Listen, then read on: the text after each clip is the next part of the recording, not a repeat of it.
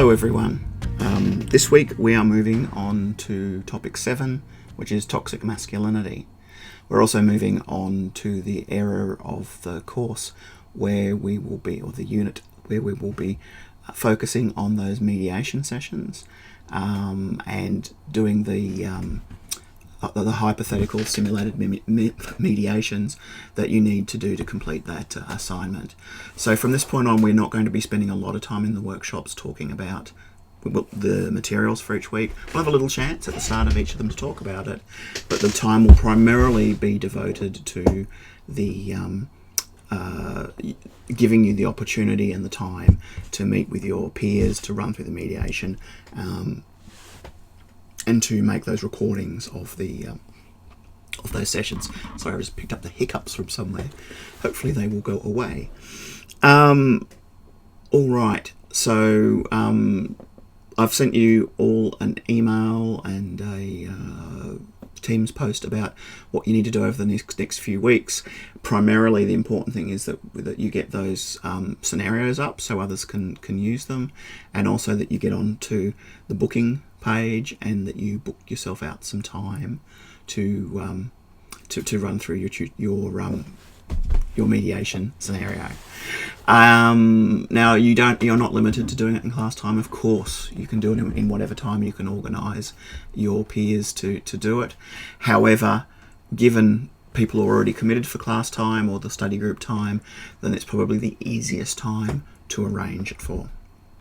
All right, let's get on to toxic masculinity. We've been moving through a phase of topics that are all themes that are interconnected to all the other areas that we've looked at in terms of violence and conflict as well. And toxic masculinity, of course, is a very foundational issue in violence, very foundational issue in conflict.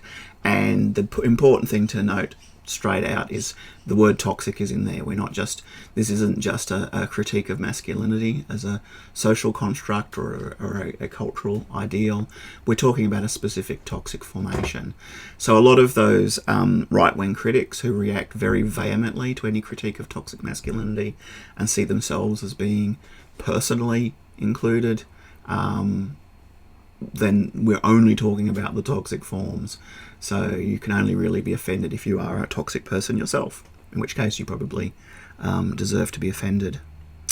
So there are a few overall trends or issues in that field of toxic masculinity. One, I think, is the emergence of high-profile elite toxic masculinity.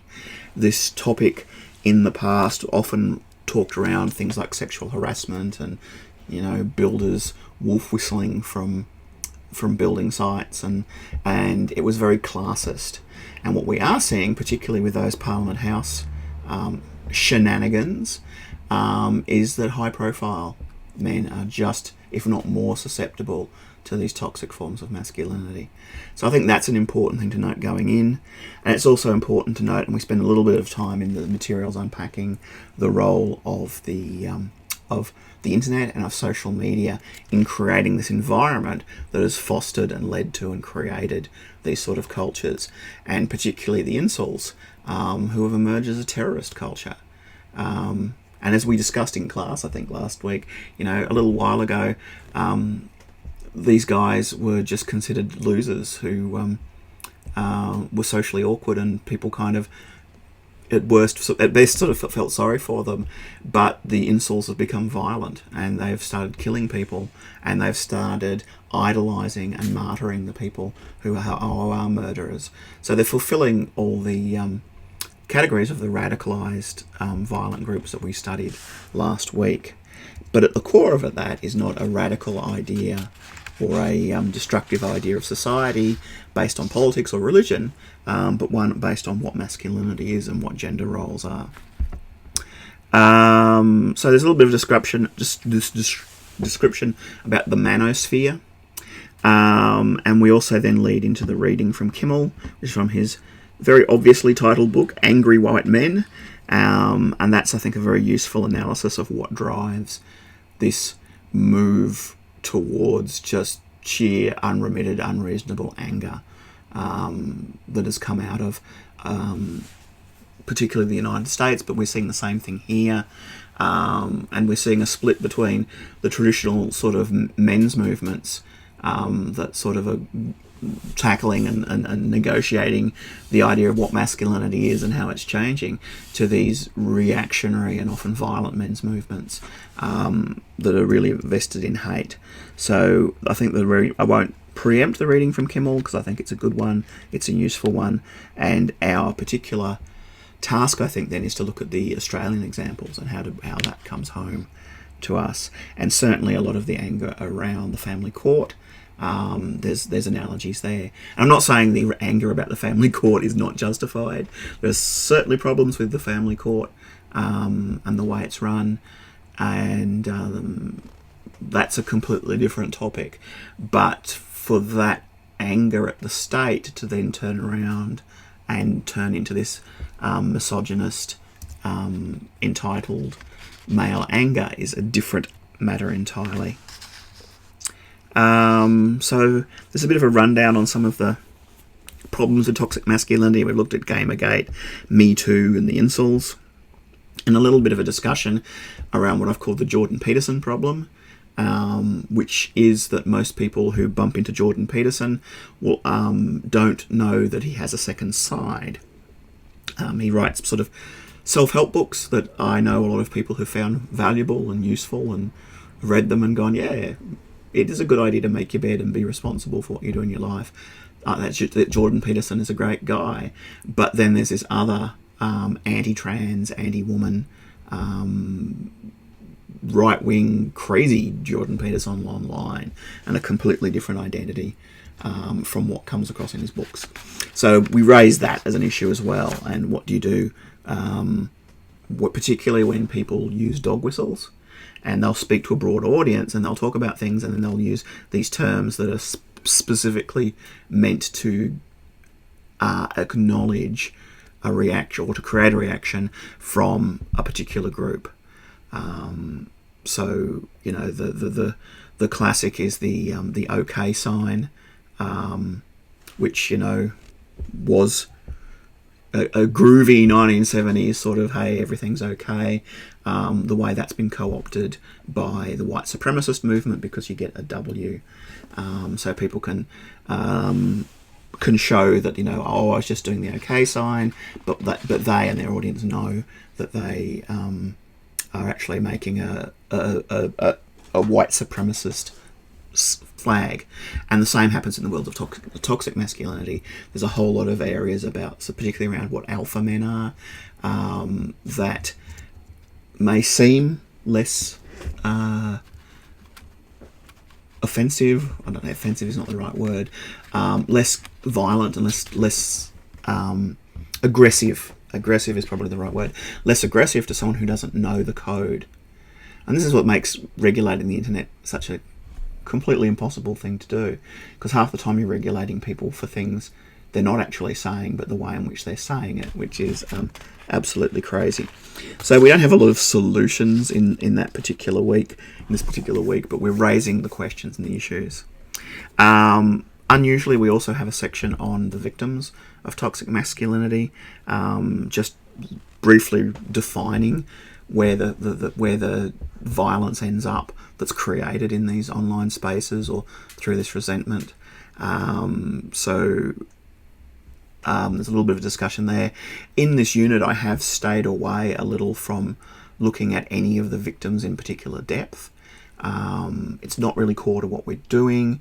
There's an area of study that's victimology that looks at victims particularly, and I'm not sure that it's necessarily that useful to dwell on things that we know are bad.